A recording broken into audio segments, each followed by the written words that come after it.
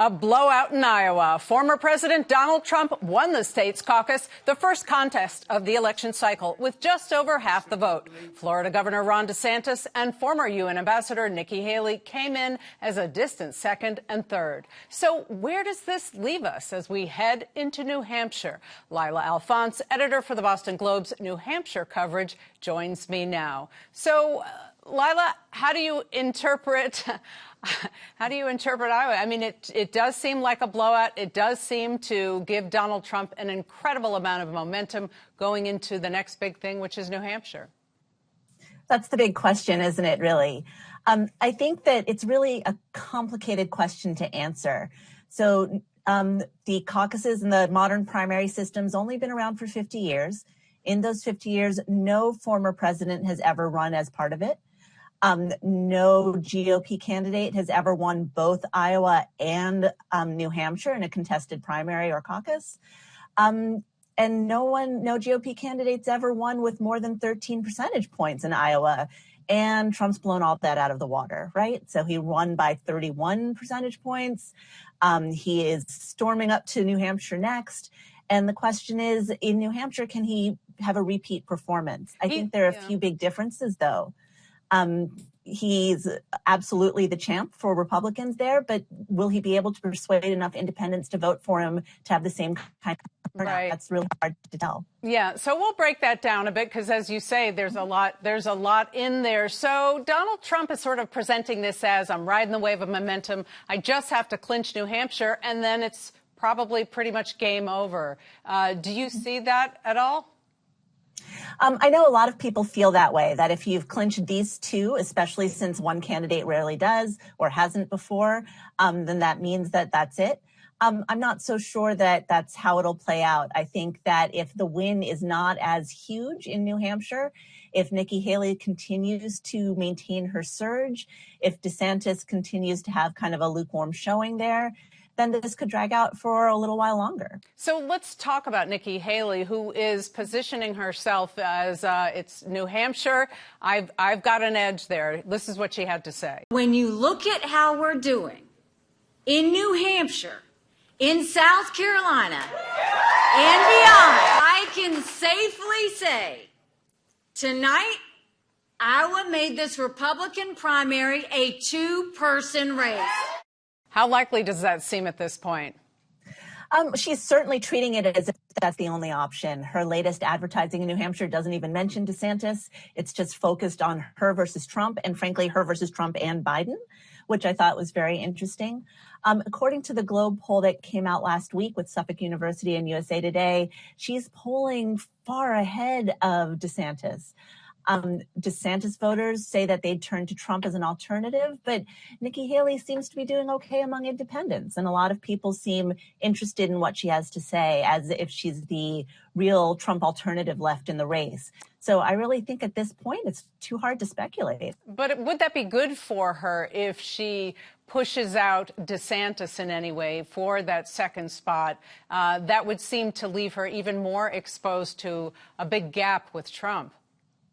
That's a good question. And with Ramaswamy bowing out yesterday and throwing his support behind Trump, it's a good question about whether DeSantis's presence is acting as a buffer, kind of giving her a foil, or whether he's drawing independent votes away from her and making it harder for her to win against Trump. It's hard to tell. So what can you tell us about Trump supporters in New Hampshire? Are they different from the Iowa supporters?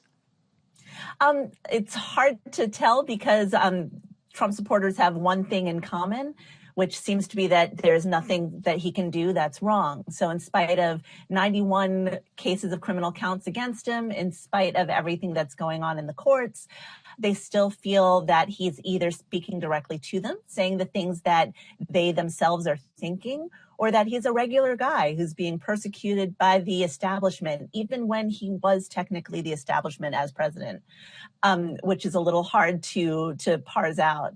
But we spoke actually recently. There was a story that came out today in the Boston Globe about to different Trump supporters in parts of New Hampshire. And the overarching feeling was, nope, he's our candidate. We stand by him no matter what.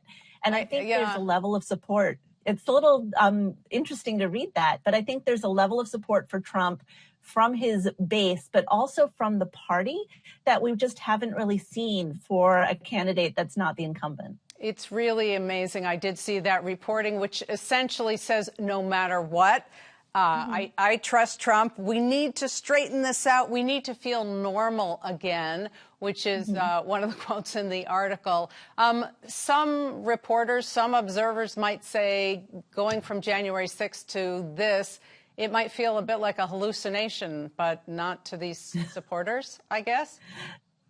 That's a good way to put it, I think. I think that it's important to remember that while many, many people are appalled by Trump's strength in this primary season, there are a lot of people who see this as a sign of hope.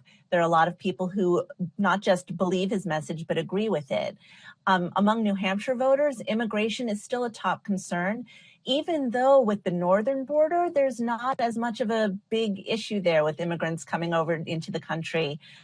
Even though that northern border is shared with Maine and New York, and New Hampshire itself is not seeing a whole lot of measurable activity, there's still a lot of concern among ordinary voters, especially people up in the North Country, which has a very different makeup in terms of politics than the South or the southern part of New Hampshire or the Seacoast.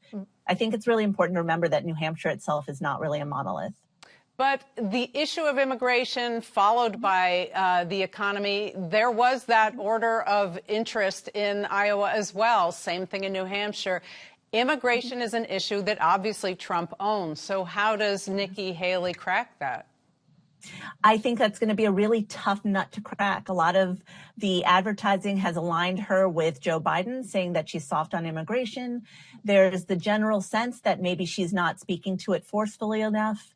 There are a few missteps that she's made that have caused her to really not take questions. In Iowa, she wasn't taking questions. She today announced that she would not be participating in any debates unless Joe Biden or Trump were there. So it's, I think, going to be a little more difficult to tease out where she really stands on it in a way that will cause voters to really pay attention to what she has to say on it. And if she's not going to debate anyone but Trump or Biden, there may be no debate?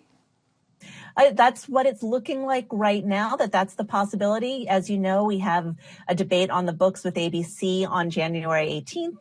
There's a debate with CNN on the 21st, I believe. The Globe's hosting an event on the 17th to talk about all of that up in New Hampshire, in Manchester. But there's a possibility that it would be DeSantis up there on the stage because of all the people who qualified. He's the only one who has said he would be there. Well, he has leapfrogged, I think, to South Carolina and then coming back to New Hampshire. But it will be interesting. After this New Hampshire primary, there is kind of a lull until February, except we have potentially the Supreme Court taking up some important issues for Donald Trump. You think that will factor in at all in New Hampshire? Maybe among independents, but not among his base. Every time he faces a new indictment or a new court proceeding, his base seems to only become more devout. So I would expect that to continue no matter what happens at the Supreme Court level. Do you have any sense that the independents in New Hampshire could be a wild card for Nikki Haley? Could be a wild card for Nikki Haley, could be a wild card in general.